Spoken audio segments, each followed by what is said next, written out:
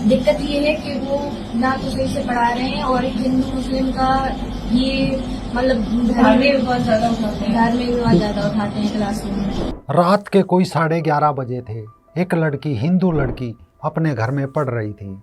जीवन में अपना IAS PCS बनकर अपना सपना पूरा करना चाहती थी। थोड़ी देर बाद उसके WhatsApp पर एक मैसेज आया। मैसेज था उसके कोचिंग टीचर सोहिल का।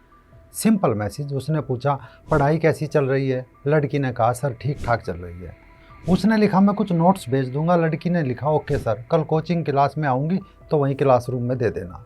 यानी लड़की बात ख़त्म करना चाहती थी, लेकिन कोचिंग टीचर सोहिल के दिमाग में कुछ अलग ही चल रहा था।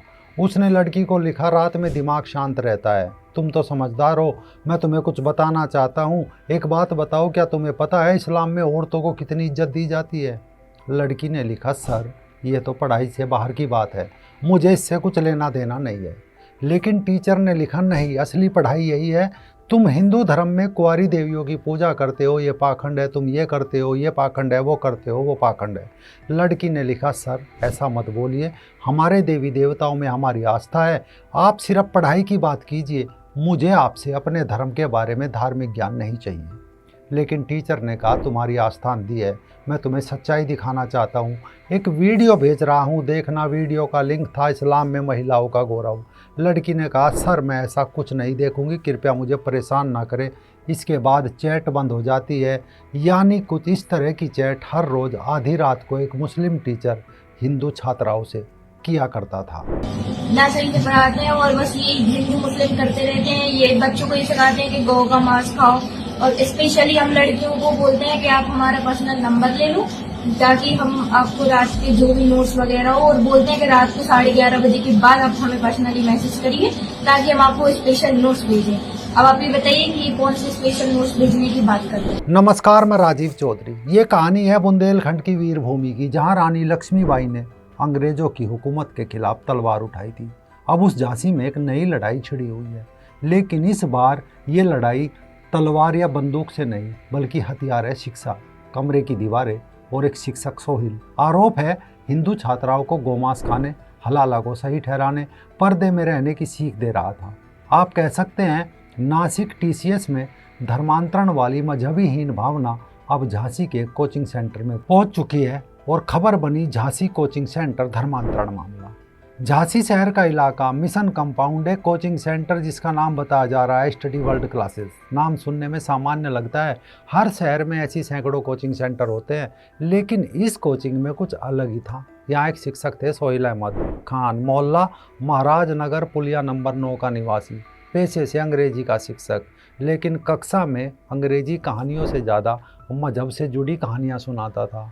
मसलन वो अंग्रेजी कम और मजहब ज़्यादा पढ़ाता था। वो क्लास में बार बार हिंदू मुस्लिम मुद्दा उठाता, देवी देवताओं को फर्जी बताता, हिंदू धर्म को पाखंडी कहता।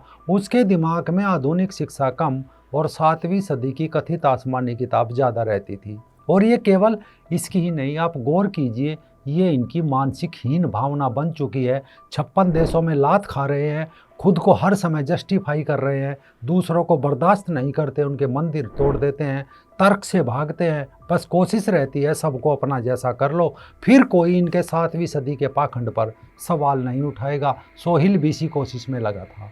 छात्राओं के अनुसार वो छात्राओं का मोबाइल नंबर नोट्स देने के बहाने लेता था और फिर रात में 11:30 बजे के बाद वीडियो और आपत्तिजनक मैसेज भेजता था। यानी आधी रात को उसकी मजहबी क्लास शुरू होती थी। आरोप है वो लड़कियों को मांस खाने, हलाला के लाभ, बुर्के हिजाब में वो कितनी सुंदर लगेगी, इस टाइप की क्लास देने लगता। नहीं पढ़ाऊंगा और मैं धमकी देने लगे और ये करवा देंगे, वो करवा देंगे, बच्चों का फ्यूचर बर्बाद कर देंगे। हम तुम्हें खुला चैलेंज दे रहे हैं, तुम जो कर सकते हो कर लो, तुम जो उखाड़ सकते हो उखाड़ लो, हम नहीं पढ़ाएंगे तुम्हारी कोचिंग में और हम तुम्हारी कोचिंग में आग लगवा देंगे, हमारे सारे कौम के लोग हमारे साथ हैं, ऐसा उन्होंने बोला। और अपने कौम की धमकी की और धार्मिक मुद्दे पे ज्यादा बोलते हैं। जब हम क्लास लेते हैं तो भी वो धर्म से रिलेटेड चीजें ज्यादा बोलते हैं कि तुम्हें ऐसा करना चाहिए, तुम्हारा धर्म, तुम्हारे भगवान, मतलब इससे ज्यादा कि भगवान को पाखंडी बोलते हैं और बोलते हैं कि इस्लाम धर्म के ये होता है वो होता है। लड़कियों को फोर्स भी करते हैं कि ज्यादातर आप इस्लाम धर्म की, मतलब कपड़ों को लेके भी उन्होंने कभी कमेंट किया कि आप लोग ऐसे कपड़े नहीं पहना करो,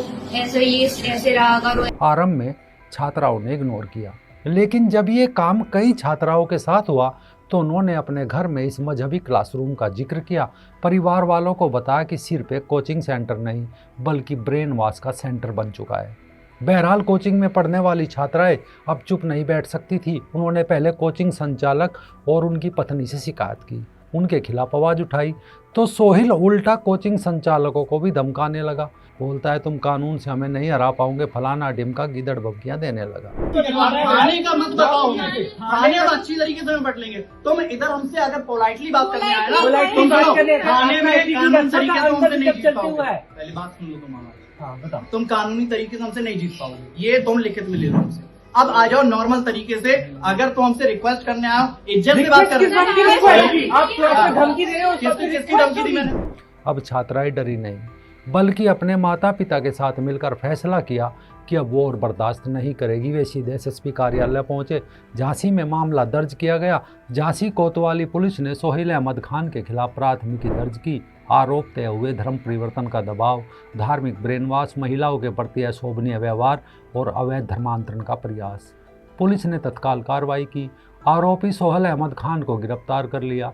पुलिस ने पीड़ित पक्ष और गवाहों के बयान कलमबंद किए। School record, mobile chat, video, audio clip सबको सबूत बना लिए और सोहेल को जेल में भेज दिया और आगे की जांच जारी है। लेकिन कहानी यहाँ ख़त्म नहीं होती। मिर्ज़ापुर में जिम जिहाद के नाम से सामने आता धर्मांतरण का मामला, जहाँ जिम की आड़ में हिंदू युवतियों का धर्म परिवर्तन कराया जा रहा था। दिल्ली के संगम विहार में कोचिंग संचालक पर हिंदू लड़कियों को लालच देकर इस्लाम कबूल करने का आरोप लगा था। नासिक का मामला आप सुन चुके हैं। और अब झांसी, मतलब सभी सेक्टर में लोग अपने मजहबी एजेंट उतार कर एक नई भारत लिखना चाहते हैं। यानी कोई भी सेक्टर मत छोड़ो, हर जगह पहुंच जाओ। अब ये कोचिंग सेंटर तक पहुंच गए, उनका ब्रेन वॉश कर रहे हैं। ये कोई संयोग नहीं है, ये एक डिजाइन है। लेकिन कोचिंग सेंटर को धर्मांतरण का अड्डा बना रहा सोहेल साथ भूल गया कि ये यूपी है और यहाँ जिहादी सोच वालों का इलाज बाबा की फोर्स बखूबी करना जानती है। धर्मांतरण की बातें सामने आई हैं, हम सरकार के स्तर पर तो कार्रवाई कर रहे हैं, आप भी इसमें थोड़ा सजग होइए। लेकिन फिर भी एक सवाल है कि आखिर धर्मांतरण के धंधे में जुटे कट्टरपंथियों का गैंग कहाँ कहाँ एक्टिव है, क्योंकि अब ना तो कारपोरेट ऑफिस सुरक्षित है और ना ही कोचिंग सेंटर।